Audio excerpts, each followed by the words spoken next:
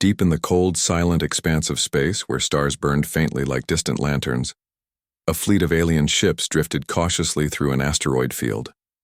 These were no ordinary vessels. They belonged to the Vorlakians, a species known for their ruthlessness and insatiable hunger for conquest. Their sleek, black ships bristled with weapons capable of obliterating entire planets. Yet, despite their fearsome reputation, even they hesitated when their sensors detected something unusual ahead. It was a derelict warship, adrift among the jagged rocks of the asteroid field. Its design was unmistakably human, a relic from Earth's forgotten age. The ship loomed silently against the backdrop of endless void, its hull scarred by battles long past. To the Vorlakians, it looked abandoned, but that didn't make it any less intriguing. Human technology had always been primitive compared to theirs, yet there was something about this vessel that piqued their curiosity. The leader of the expedition, Commander Zorath, paced the bridge of his flagship, his sharp claws clicking against the metallic floor. His elongated head tilted slightly as he studied the readings on the holographic display before him. "What do we know?" he asked, his voice low and guttural, resonating with authority. "The ship matches records of a human model," replied one of his subordinates, a scientist named Vrax. "Designation Aegis Vanguard. It appears to be a heavy warship, heavily armed, at least it was." He paused, his glowing eyes narrowing as he analyzed the data further. "But it's not responding to scans or hailing signals. Life support systems are offline. No signs of activity." Zorath let out a rumbling growl, a sound somewhere between irritation and anticipation. "A dead ship, then? Or a trap?" "Unknown, Commander," Vrax admitted. "If it is a trap, it would be unlike anything humans have attempted before. Their tactics are typically crude." Zorath smirked beneath his armored jaw. Humans were indeed inferior in every measurable way. Physically weaker, technologically behind, and far less disciplined. Still, the Vorlakians had learned over centuries of galactic domination never to underestimate anyone. Even the weakest prey could sometimes bite back if provoked. "Send a boarding party," Zorath ordered. "We'll investigate. If there's salvageable tech aboard, it belongs to us now. And if it's a trap..." He trailed off, his claws flexing menacingly. "Then we'll deal with it accordingly." Within minutes, a small shuttle detached from the mothership, carrying 6 Vorlakian soldiers clad in advanced exosuits designed for combat and survival in hostile environments. They moved with precision, each step calculated, each action deliberate. As they approached the derelict warship, its sheer size became more apparent. The Aegis Vanguard stretched nearly half a kilometer in length, its battered exterior giving it the appearance of a ghost ship lost to time. The shuttle docked at one of the airlocks and the boarding party prepared to enter. Using cutting tools, they breached the outer hatch, exposing the darkened interior beyond. With weapons drawn and scanners active, they stepped inside. What greeted them was unsettling. The corridors were eerily quiet, the only sounds being the faint hum of failing systems and the occasional creak of metal shifting under unseen stresses. Emergency lighting cast eerie shadows along the walls, creating shapes that seemed to move just out of the corner of their vision. Burn marks marred the bulkheads, evidence of intense internal conflict. Bloodstains smeared across the floors, dried and cracked with age, hinted at the violent end of whoever had once called this place home. Yet what truly caught the aliens' attention were the symbols etched into the walls. Strange, glowing patterns, pulsed faintly, almost rhythmically as though alive. Some resembled ancient runes, others abstract designs that defied logic. None of the Vorlakians recognized them, nor did their databases provide any insight into their origin. "These markings," muttered Trelk, the team's scout, his voice tinged with unease. "They're not human. Not entirely, anyway." "They're meaningless," snapped Rokar, the squad leader, his tone dismissive. "Probably some superstitious nonsense left behind by the crew. Focus on your task." Despite Rokar's reassurance, the unease lingered. Something about those symbols felt wrong, as though they carried a weight far greater than mere decoration. But orders were orders, and the Vorlakians pressed onward, splitting into two groups to cover more ground. As they explored deeper into the ship, the atmosphere grew heavier, almost suffocating. The air smelled stale, laced with the faint metallic tang of blood and decay. Doors hung ajar, revealing rooms frozen in states of chaos. Desks were overturned, chairs smashed, and personal belongings scattered as if the occupants had fled in terror. In one chamber, they found shattered control panels, their screens cracked and flickering with static. In another, rows of cryogenic pods lined the walls, most of them broken open and empty, but one pod remained sealed. Inside, suspended in a block of ice, lay a humanoid figure. Its face was contorted in a scream, eyes wide open and staring blankly into eternity. Frost clung to its skin, preserving it in a macabre state of suspended animation. The sight sent shivers down the spines of even the hardened Vorlakians. "What happened here?" whispered Kale, the youngest member of the team, his voice trembling. "Who or what did this?" No one answered. There was nothing to say. Whatever had occurred aboard the Aegis Vanguard, it had left scars not only on the ship itself but also on those who had dared to stay too long. Meanwhile, the second group stumbled upon the mainframe room. Here, fragments of data streamed across damaged monitors, offering glimpses into the ship's final days. Logs revealed that the Aegis Vanguard had been part of a classified mission to transport an artifact recovered from Earth's ruins after the collapse, a catastrophic event that wiped out much of human civilization centuries ago. Dubbed the Singularity Core, the artifact emitted strange energy readings that drove the crew mad before cutting off all communication with command. The logs ended abruptly, leaving the aliens with more questions than answers. What exactly was this artifact? Why had it been so dangerous? And why had the humans gone to such lengths to seal it away?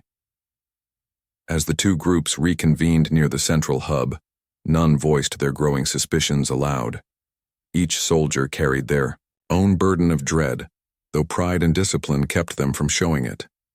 They had come here seeking treasure, but instead, they had uncovered a mystery wrapped in fear. And deep within the heart of the ship, something stirred. Somewhere, hidden in the darkness, a presence watched. Patient, waiting. The Vorlakians didn't realize it yet, but they weren't alone. As the Vorlakians regrouped in the central hub of the Aegis Vanguard, their unease grew.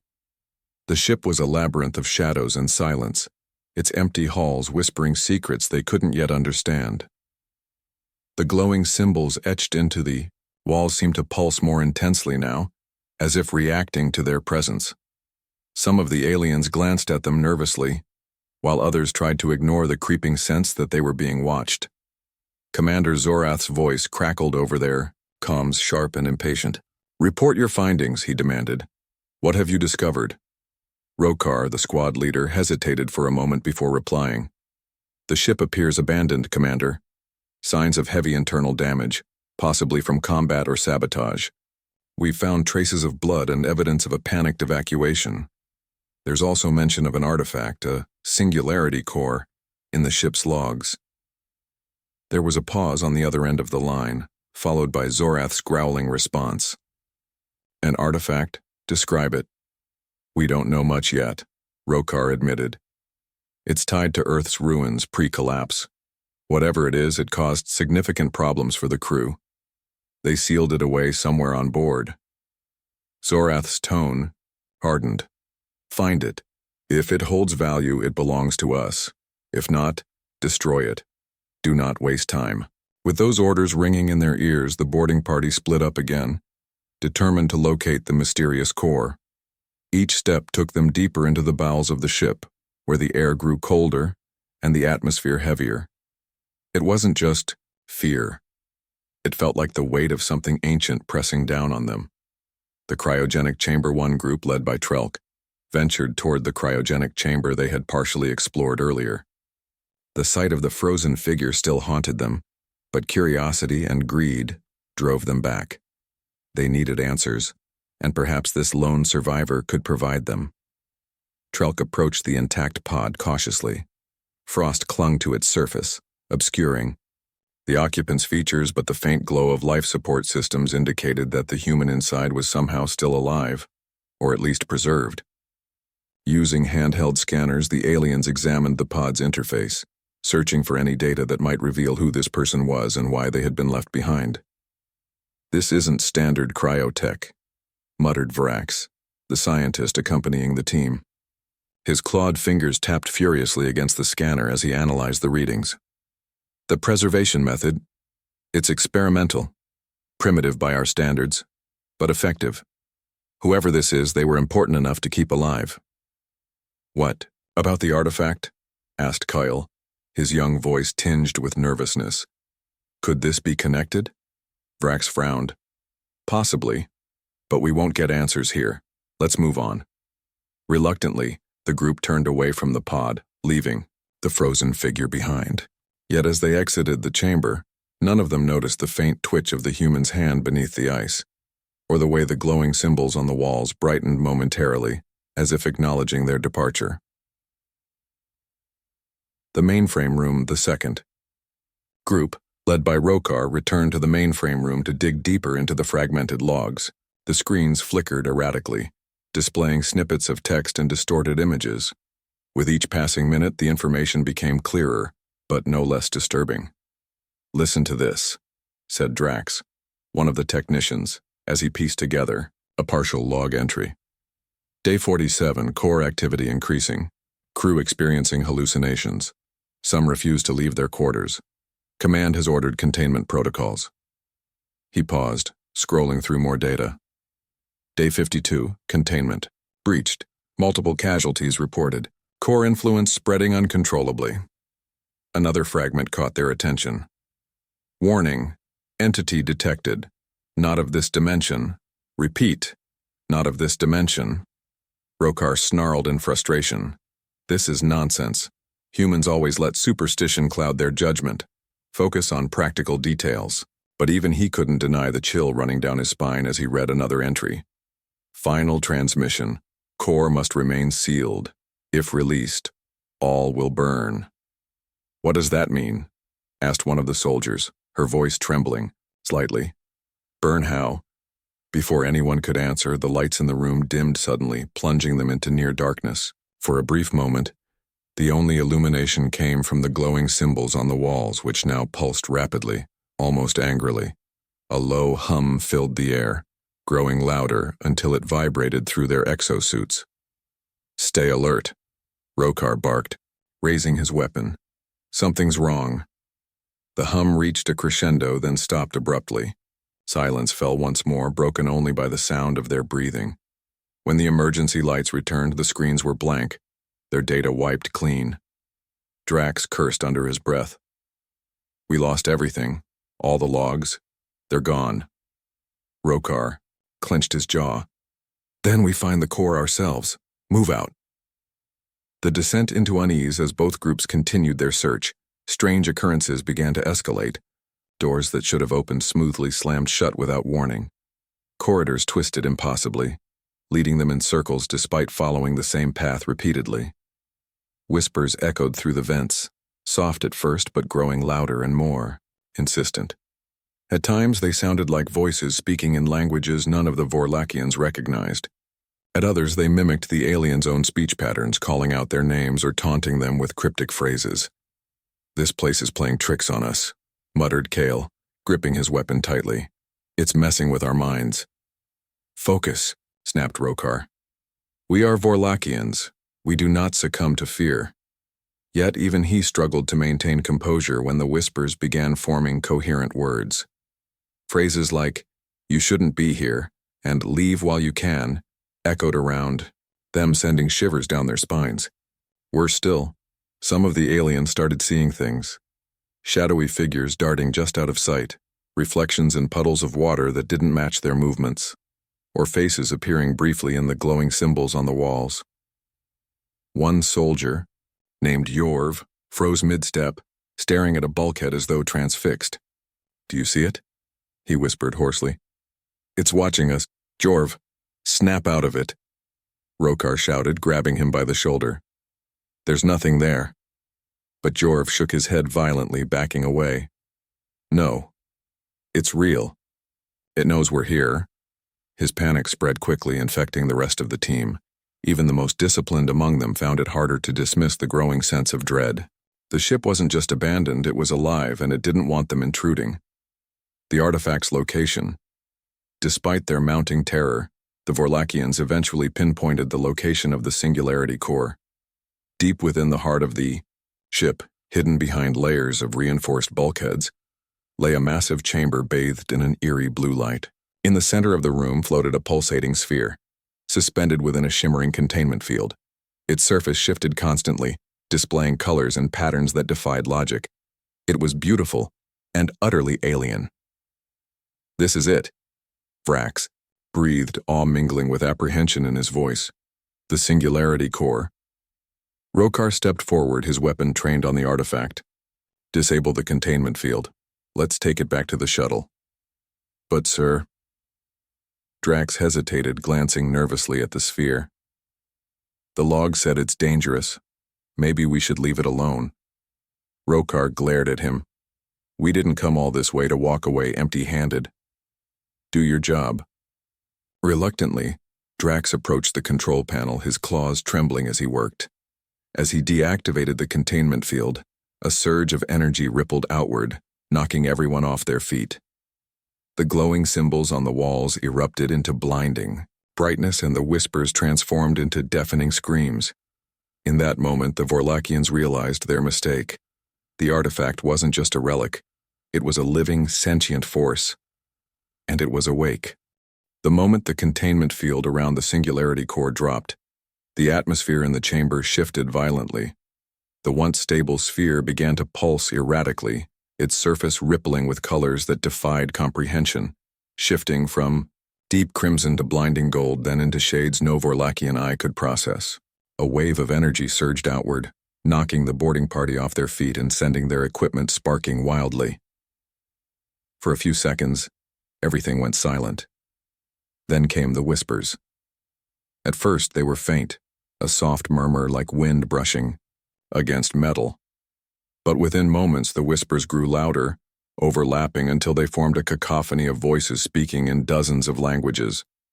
Some sounded human, others alien, and still others completely unrecognizable. Among them, the Vorlakians heard fragments of sentences. "You are not welcome here. Fools, you have awakened me. All will burn." Rokar, sprawled on the floor, struggled to regain his footing. His exosuit's systems flickered as he barked orders. "Get up, secure the artifact!" But his voice was drowned out by the rising noise. The glowing symbols etched into the walls now flared with an unnatural intensity, casting eerie shadows across the room. The air felt heavier, charged with static electricity that made the hairs on their bodies stand on end. Drax, who had been operating the control panel, scrambled backward, clutching his scanner. "Commander, we need to leave. This thing, it's alive." "Alive," Rokar snarled, though uncertainty crept into his tone. "Impossible. Focus on your task." But even as he spoke, the artifact reacted further. The pulsating sphere expanded, slightly, its edges shimmering like liquid light. Visions began flooding into the minds of everyone present, not just images but raw emotions and memories so vivid they felt real. Each alien experienced something different, tailored to their deepest fears and regrets. Visions of Terror Trelk saw himself back on his homeworld, standing amidst the ruins of his family's estate. Flames licked at the sky as his loved ones screamed for help. But when he reached out to save them, his hands passed through theirs like smoke. He fell to his knees, sobbing uncontrollably, unable to tear his gaze away from the burning wreckage. Kale relived the moment he had failed during a previous mission. Surrounded by enemies, he had abandoned his comrades to save himself, leaving them to die. Now their faces loomed before him, accusing and hollow-eyed, chanting his name over and over again. "Coward," they whispered. "Traitor." Jorv found himself trapped in an endless void, surrounded by shadowy figures that clawed at him from all sides. No matter how hard he fought, more appeared, dragging him deeper into darkness. Panic overwhelmed him as he realized there was no escape. Even Rokar wasn't spared. He saw flashes of battles he'd led, victories won at great cost. But instead of triumph, he felt only guilt, the weight of every life lost under his command crushing him until he couldn't breathe. For the first time in his life, he felt weak, vulnerable. These visions weren't random, they were deliberate, designed to break them mentally and emotionally. The entity inside the artifact was feeding on their fear, using it to grow stronger. The entity speaks.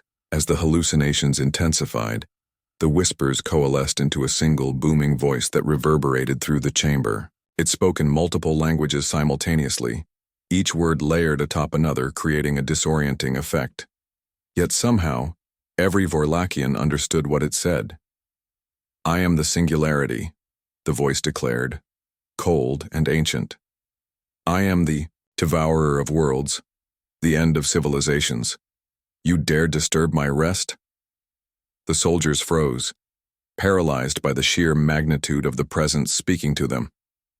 The glowing sphere pulsed brighter, illuminating the chamber in a harsh, otherworldly light. Shadows danced along the walls, twisting into grotesque shapes that seemed to leer at the invaders. "We mean no harm," Rokar shouted, trying to sound authoritative despite the terror gripping him. "We seek only knowledge." The entity laughed, a sound that was neither amused nor kind. It resonated deep within their bones, making their teeth ache and their heads throb. "Knowledge? You cannot comprehend what I am. Your minds are too small, your existence fleeting. Leave now, or join the countless others who have perished beneath my gaze." At that moment, the visions returned, stronger than ever. Scenes of destruction played out before their eyes. Planets consumed by fire, stars collapsing into black holes, entire galaxies reduced to ash. These weren't mere projections. They were memories of the entity's past conquests, glimpses of the devastation it had wrought across eons. Vrax stumbled forward, dropping his scanner. "It's not just an artifact, it's a being, older than the universe itself." "Then why hasn't it killed us yet?" Trelk gasped, clutching his head as the visions assaulted him. "Because it's toying with us," Drax replied, his voice shaking. "Testing us." Chaos unleashed. The lights in the chamber flickered violently, plunging the room into near darkness. When they returned, the glowing symbols on the walls had transformed into writhing patterns that seemed almost alive. The temperature plummeted, frost forming on the bulkheads. Equipment malfunctioned en masse. Weapons discharged randomly. Scanners exploded and comms crackled with static. One soldier, driven mad by the visions, turned his weapon on his comrades. "It's in my head," he screamed, firing wildly before collapsing to the ground, convulsing. Another clawed at her helmet, shrieking about invisible creatures crawling on her skin. Within moments, panic spread like wildfire. Rokar tried desperately to regain control. "Fall back to the shuttle. Regroup outside the ship." But his commands went largely ignored.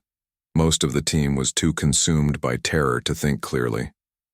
As they fled the chamber, the artifact unleashed one final surge of energy. The corridor behind them collapsed, sealing off any chance of retreat. Doors slammed shut ahead of them, forcing them to take alternate routes. The ship itself seemed to come alive, twisting and shifting to trap them inside. A glimmer of mercy, or malice. Somehow a small group managed to reach the hangar bay where their shuttle awaited. They piled inside, slamming the hatch shut just as the ship's systems spiraled completely out of control. Emergency alarms blared deafeningly, and the red glow of the artifact's influence seeped into every corner of the vessel. As the shuttle launched, narrowly avoiding debris from the collapsing hangar, the survivors looked back at the Aegis Vanguard. The warship hung motionless for a moment, its hull bathed in an ominous red light. Then, without warning, it vanished in a flash of brilliance, leaving behind only silence. On board the shuttle, the remaining Vorlakians sat in stunned silence. Their suits stained with sweat and blood, none dared speak of what they had witnessed. Whatever the Singularity Core truly was, one thing was certain. It was far beyond their understanding.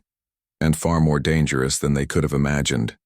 Far away, in the depths of space, the Aegis, Vanguard reappeared near a dying star.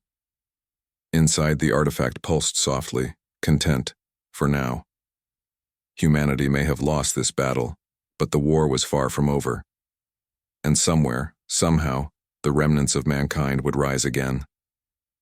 The shuttle hurtled away from the Aegis Vanguard, its engines straining as it navigated through the chaotic debris field left in the wake of the warship's sudden disappearance. Inside, the surviving Vorlakians sat huddled together, their exosuits, battered and streaked with grime. None spoke, none dared to look at one another. The weight of what they had witnessed pressed down on them like an invisible force, suffocating and unrelenting. For a while, the only sounds were the faint hum of the shuttle's systems and the ragged breathing of its occupants. Each alien clung to their seat, their minds racing with fragmented memories of the horrors they had endured aboard the human ship, the visions, the screams, the overwhelming sense of being watched. It all lingered, etched into their consciousness like scars that refused to heal. The aftermath KL was the first to break the silence. His voice trembled, barely above a whisper. What was that thing? No one answered. Rokar, still gripping the controls, stared straight ahead, his jaw clenched so tightly that his sharp teeth threatened to pierce his gums. Trelk leaned against the wall, his glowing eyes dimmed by exhaustion. Drax fiddled nervously with a damaged scanner, though it was clear he wasn't actually trying to fix it. He just needed something to occupy his trembling hands. It shouldn't exist, Vrax finally muttered, his tone hollow. That kind of power, that level of sentience, it defies every law of physics we know. Rokar growled under his breath, his patience wearing thin. Enough. We're alive. That's what matters. Focus on getting us back to the mothership. But even he couldn't deny the unease gnawing at him. The artifact's final words echoed in his mind. Leave now, or join the countless others who have perished beneath my gaze. Why had it let them go?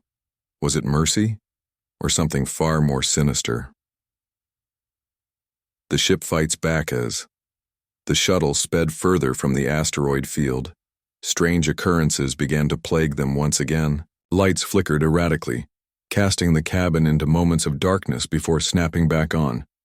Panels sparked randomly, filling the air with the acrid smell of burnt circuits. Even the navigation system malfunctioned, forcing Rokar to manually adjust their course. Then came the whispers. At first they were faint, barely audible over the hum of the engines, but soon they grew louder, overlapping voices speaking in languages both familiar and alien. Some called out names, others issued cryptic warnings. One voice, chillingly calm, repeated a single phrase over and over. You cannot escape.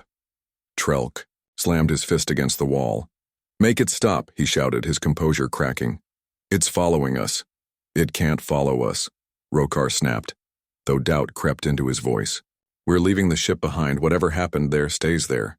But deep down, he knew better. The entity hadn't released them. It had marked them. Its influence lingered, seeping into their minds like poison.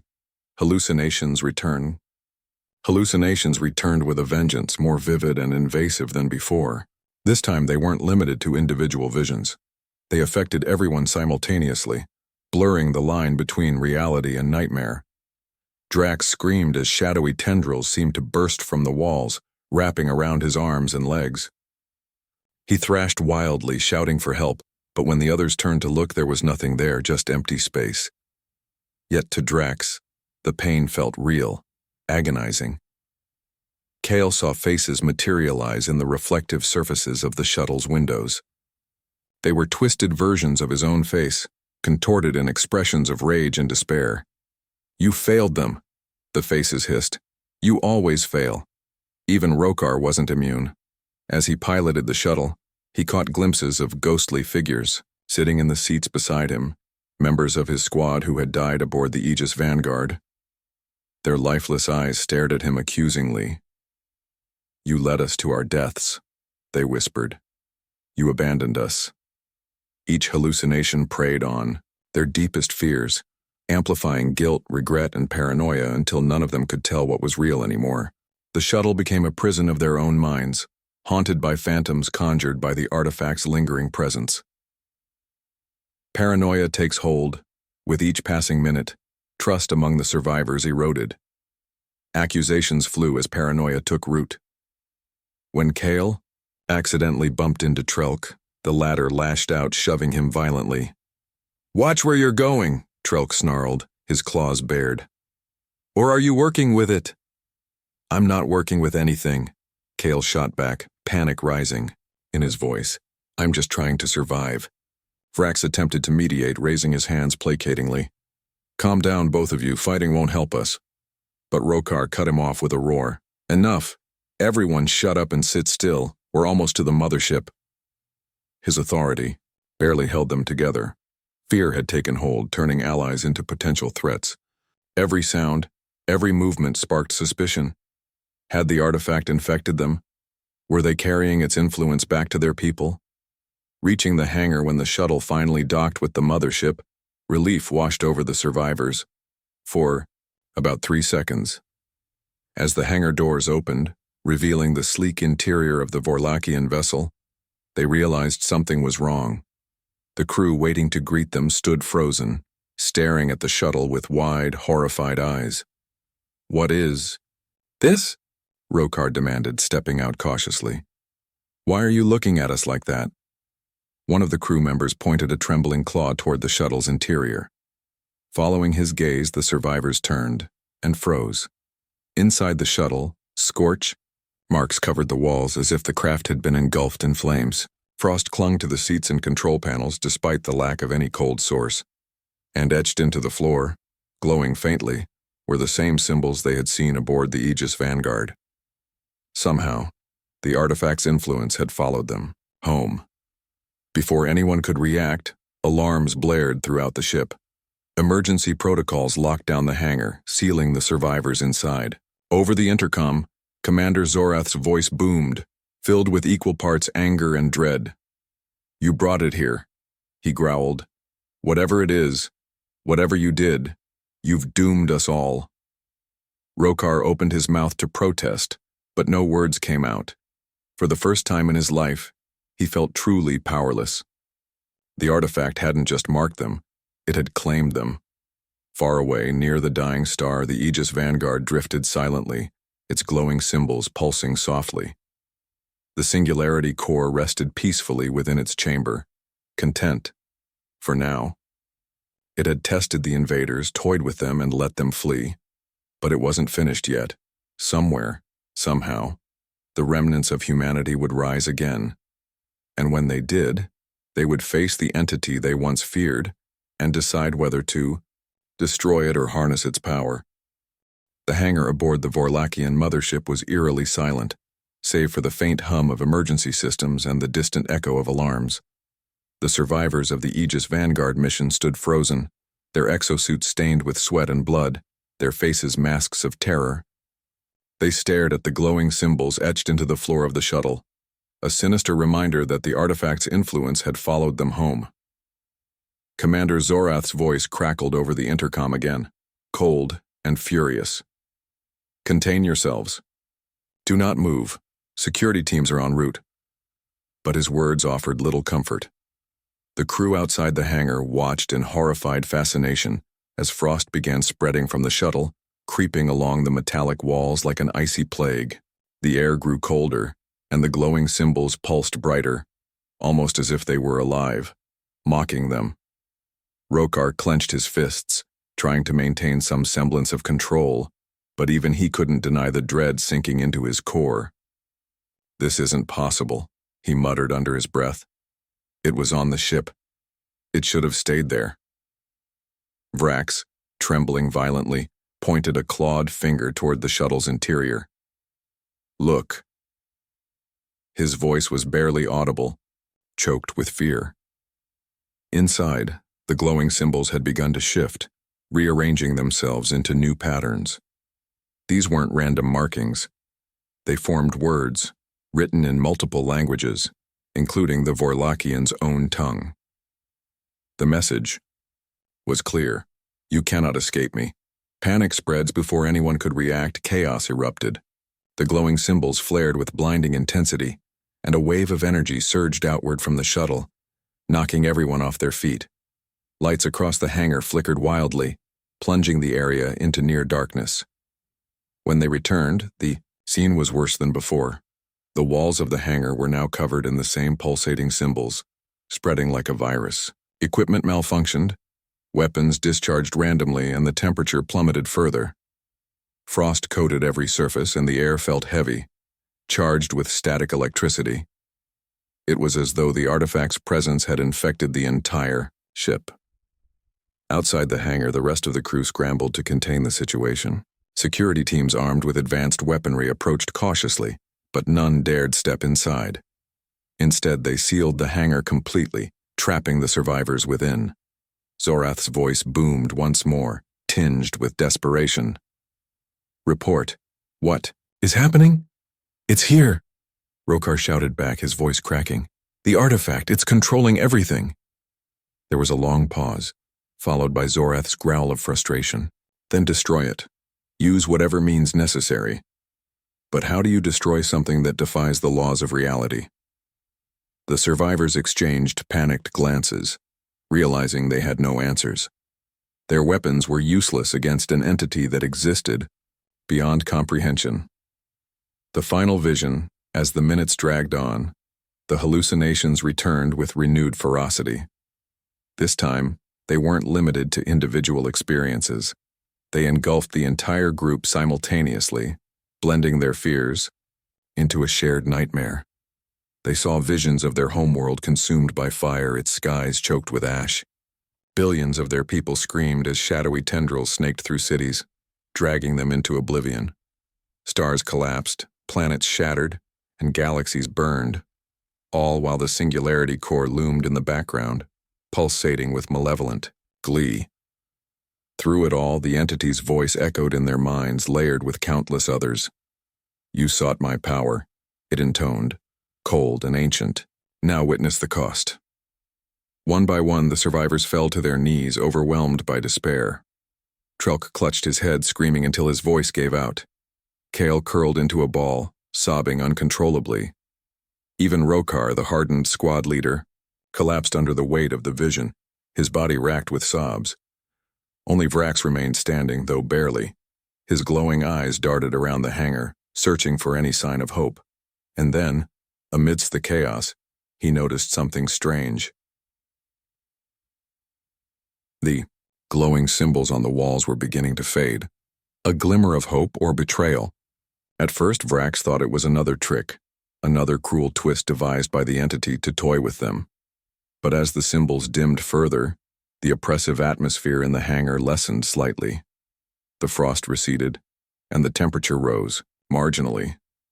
The whispers grew quieter, fading into silence. "What's happening?" Trelk croaked, raising his head weakly. "I don't know," Vrax replied, his voice trembling. "But maybe it's leaving." The others looked at him skeptically, but there was no denying the change. Slowly, the hangar returned to normal, or as close to normal as it could get after what they'd endured. The glowing symbols vanished entirely, leaving behind only scorch marks and frost-streaked walls. And then, without warning, the shuttle's engines roared to life. Its hatch slammed shut automatically, and it launched itself out of the hangar, disappearing into the void of space. For a moment, no one moved. Then, slowly, the survivors staggered to their feet, staring at the empty space where the shuttle had been. "It's gone," Kale whispered, his voice filled with disbelief. "It left us." But Vrax wasn't so sure. He glanced at the others, his mind racing. Did it leave us? Or did we just become part of it? The Vorlakians retreat back on the bridge of the mothership. Commander Zorath watched the sensor readings with mounting dread. The shuttle's departure hadn't ended. The anomaly. It had merely delayed it. Strange energy signatures continued to emanate from the direction of the asteroid field, growing stronger with each passing second. "We need to leave." "Now," Zorath ordered, his voice grim. "Set course for deep space. Maximum speed. The crew obeyed without question, their usual discipline replaced by sheer terror. Within moments, the massive fleet turned and fled, abandoning the sector entirely. As they warped away, sensors detected a massive energy surge from the Aegis Vanguard, which reappeared briefly near a dying star before vanishing once more. Word spread quickly among the Vorlakians. Never approach a human vessel. They carry secrets best left buried. The artifact's next move far away near the dying star, the Aegis Vanguard drifted silently. Inside, the Singularity Core pulsed softly, content. For now. Humanity may have lost this battle, but the war was far from over. Somewhere, somehow, the remnants of mankind would rise again. And when they did, they would face the entity they once feared and decide whether to destroy it or harness its power. In the meantime, the artifact waited, patient, watching, ready to test its next victims.